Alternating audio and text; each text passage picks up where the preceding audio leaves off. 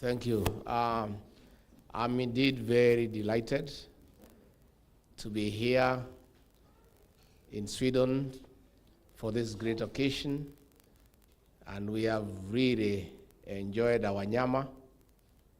Hata isipokuwa ni kazi mingi tugerudi kesho.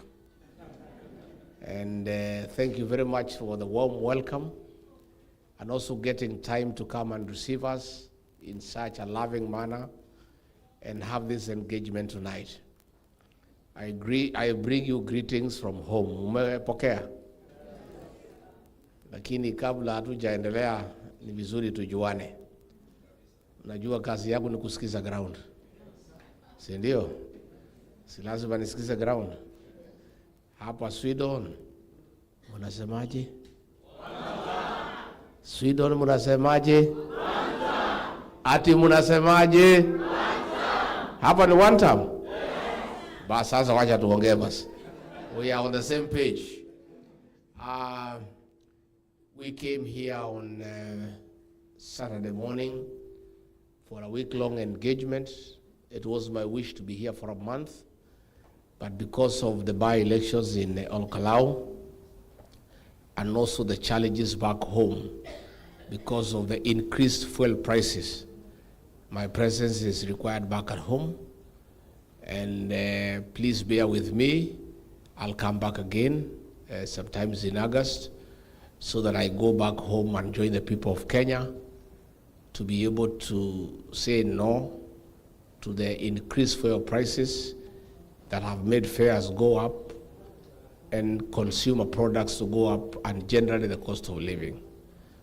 So I'm very happy that we have had time to have this engagement and to tell you that DCP is a party of the present and the future. It is indeed the greatest and the most popular party in Kenya today. And God willing, all factors being constant, DCP will form the next government on August 10 next year. And I have come to request you to be part of that journey.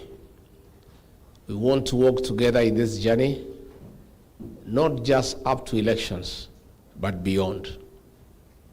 I am aware that people in diaspora have been given a lot of promises before. So you are a bit skeptical about all these promises by leaders from Kenya, because you have heard it before. You participate in campaigning, in helping a government to come to power, and once the people get to power, you don't see them again. I know you have that concern, but I want to ask you to give me the benefit of doubt. You know, in Kenya, there is only one honest and truthful man, and he's here. And truth is part of my DNA. I cannot change. Power cannot make me change. I had power, I lost it, I'm here, I'm gonna get power again, so power to me is neither here nor there. It cannot corrupt my morals, it cannot make me change. Yeah? I'll remain humble person, I'll remain available, and I believe that the people of Kenya must be given an opportunity to decide how they'll be led, how they'll be governed, and you can only do that by listening to them. And that is why our party, the slogan is our Kenya.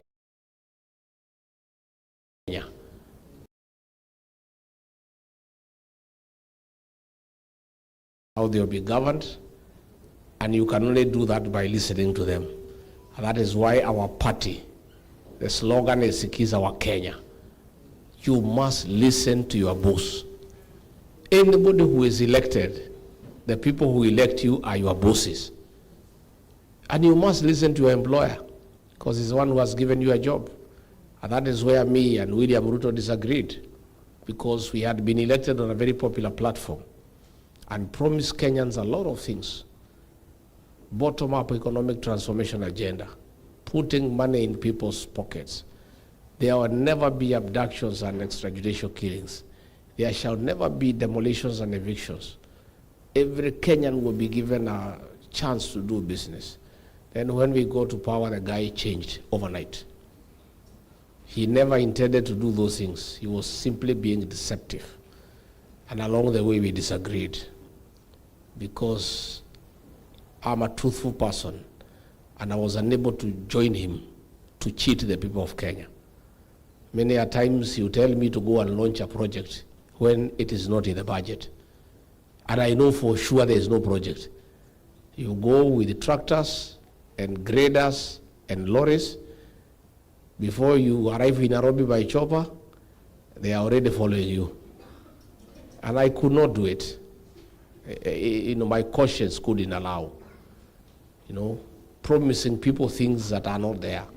I found it extremely difficult because it's out of my character. And again, I was unable to join him. You see, as deputy president, you are the principal assistant to the president. And your work is to assist the president. So when the president starts stealing, as the principal assistant, you are supposed to assist him to steal. And I found that very difficult. Because I'm not that way. I'm not born that way. I'm not brought up that way.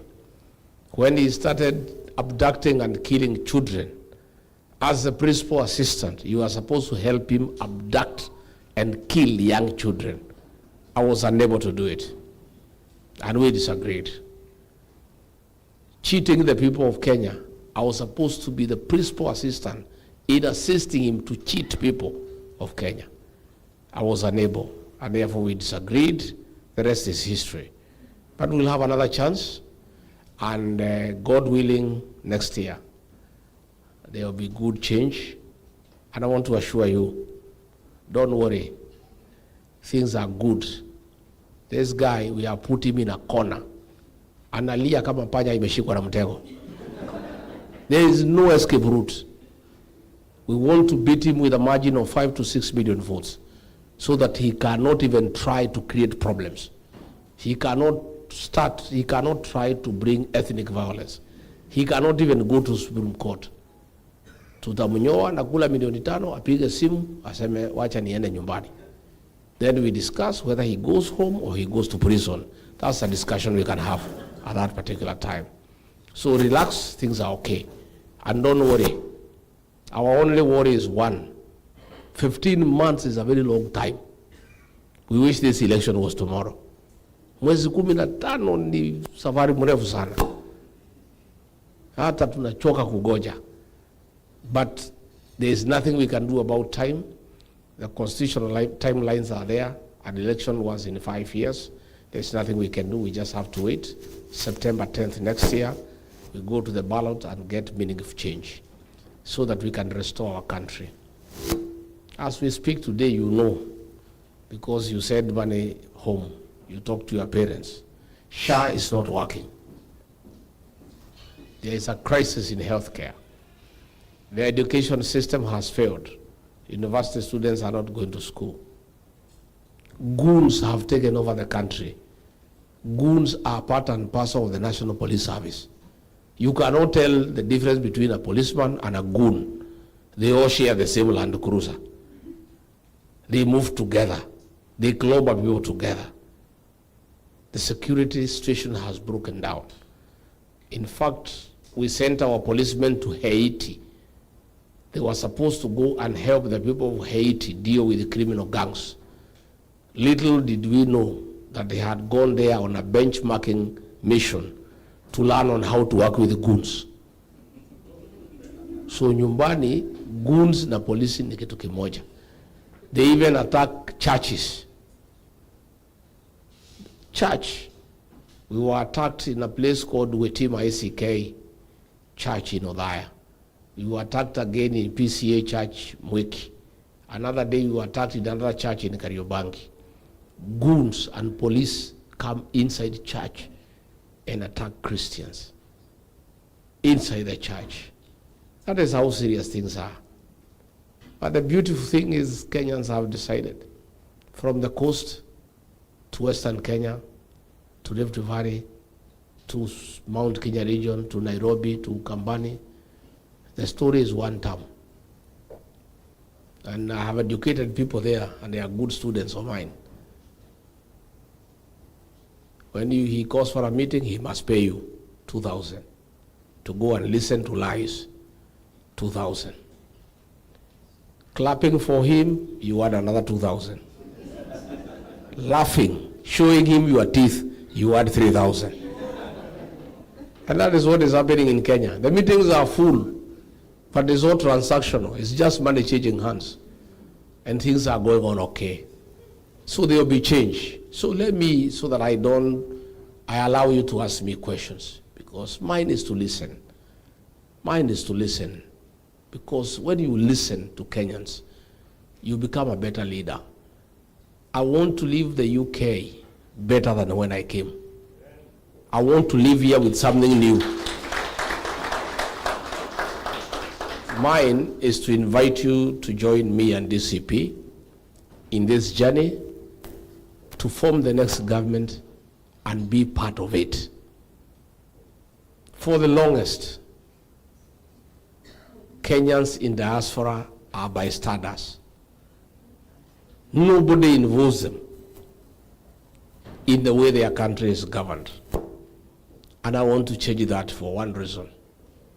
In the 1970s, number one foreign exchange earner for our country was coffee. In the 1980s, coffee was overtaken by tea. Tea became number one foreign exchange earner for our country. In the 1990s, both coffee and tea were overtaken by tourism. Tourism became number one foreign exchange earner. In the last 15 years, coffee, tea, and tourism have been overtaken. The number one foreign exchange earner for our country are remittances from the diaspora. You guys, last year alone, you sent back home over 700 billion Kenyan shillings. You are the drivers of our economy. All the funds we used to pay our foreign debt, and now we are paying almost 1.1 trillion per year, comes from you guys. All the money we use for importing goods from China and elsewhere come from you. All the money that we use to run our embassies and high commissions abroad comes from you. It is a pity that the largest stakeholder in the Kenyan economy, the Kenyans in diaspora, have no say in the way that money is spent. It cannot be. If you contribute money to run our economy, it's only fair that you also have a say the way our economy is run. Because you are the one running the country.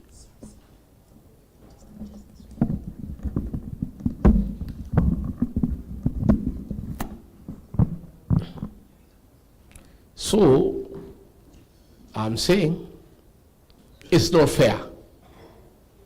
You cannot be the drivers of the economy and yet you are just spectators. You are just spectators. It's like you make food in your house, you prepare everything, you put it outside, some characters come, they don't even ask you who should get what, they just eat and go and pour some of it. And you're just there, and there's nothing you can do. I want you to be our partners in managing our economy, in running our country. And that is why I'm saying, in the Senate, the DCP party, because we are strong and we'll have many senators, I'll want our party to nominate one person from the diaspora to sit in the Kenyan Senate.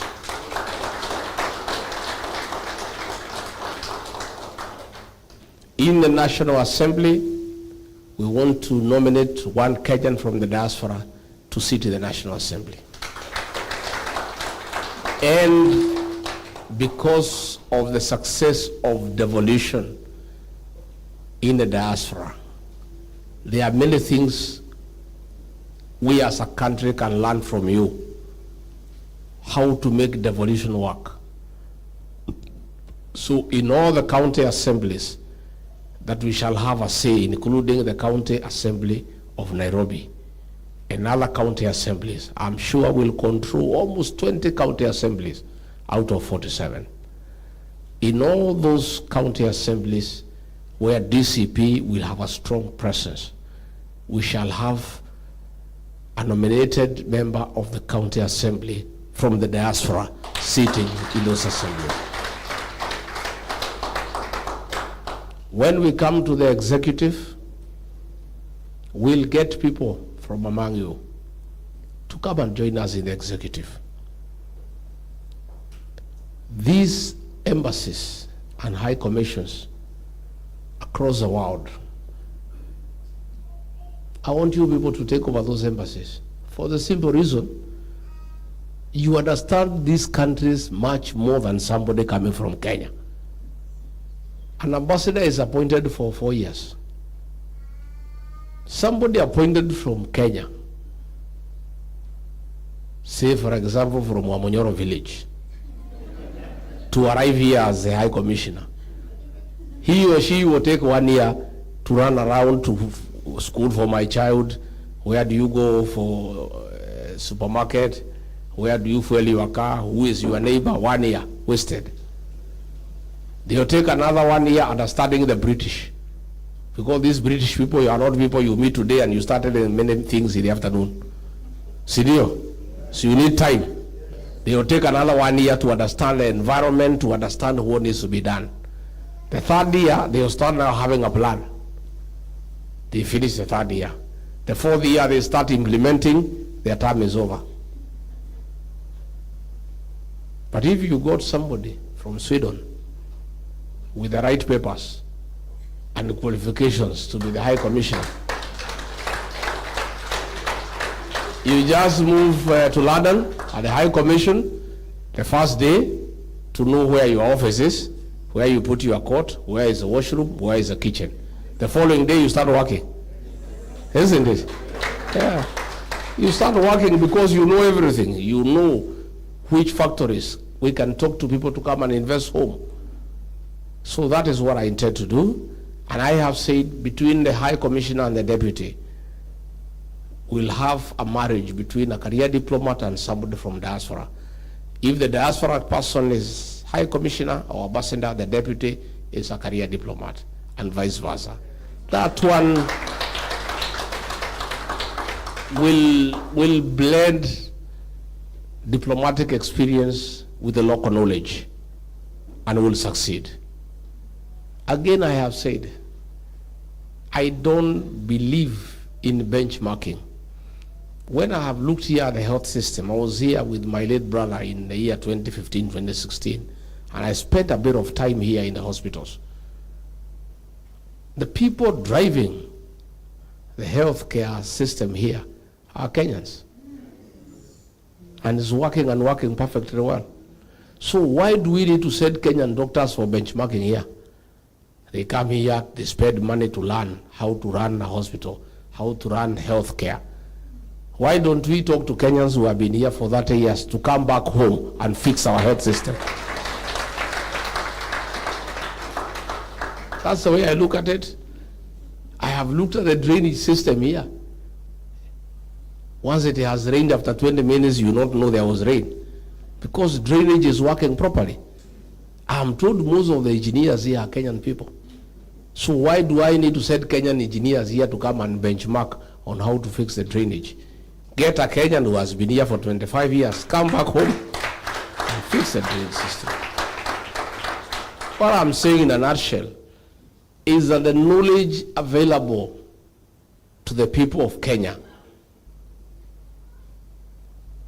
with Kenyans working elsewhere where things have worked and succeeded. Let's get those Kenyans from out there to come back home and transfer that knowledge for the benefit of their country. I know most of you, one day you like to come back home. And there is no better way of coming back home and more fulfilling than coming back home to do what you have done here most, to come and do it home for the benefit of your country and your people. That is the way I want us to agree, and I mean every word of what I say. I say what I mean, and I mean what I say. I want us to start that partnership. When we are doing our manifesto in the next few months, we are going to involve you so that you tell us what you think we can do better and what you like to see done.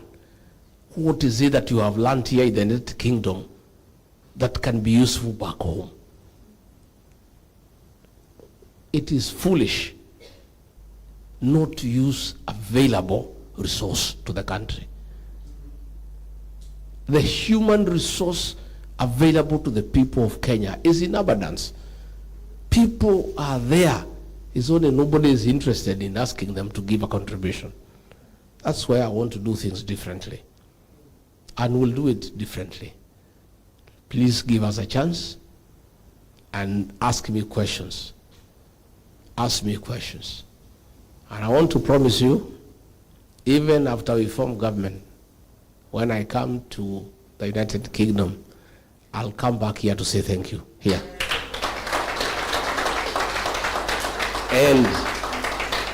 And you can put me to task on what I promised. And me, I cannot change. I'll come and sit here. You asked me, Rigathi, you are here. You said A, B, C, D. You said either the High Commissioner or the Deputy will be in London. Who are these people we see? We don't know them. You told us we will see somebody we know. How come? I want you to come and put me to task. So good people, mine is to offer you an opportunity to partner with us and DCP as we get the next administration. Come on board. And by the way, we are forming the next government. So if you don't want to come on board, there's nothing I can do. Mutakaa nje muangalie ikiendelea. Huyu Kasongo vile nimempangia. Haki ya Mungu.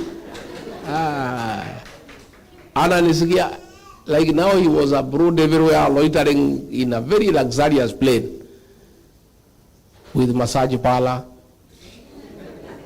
with a spa, jacuzzi, some girls from Seychelles.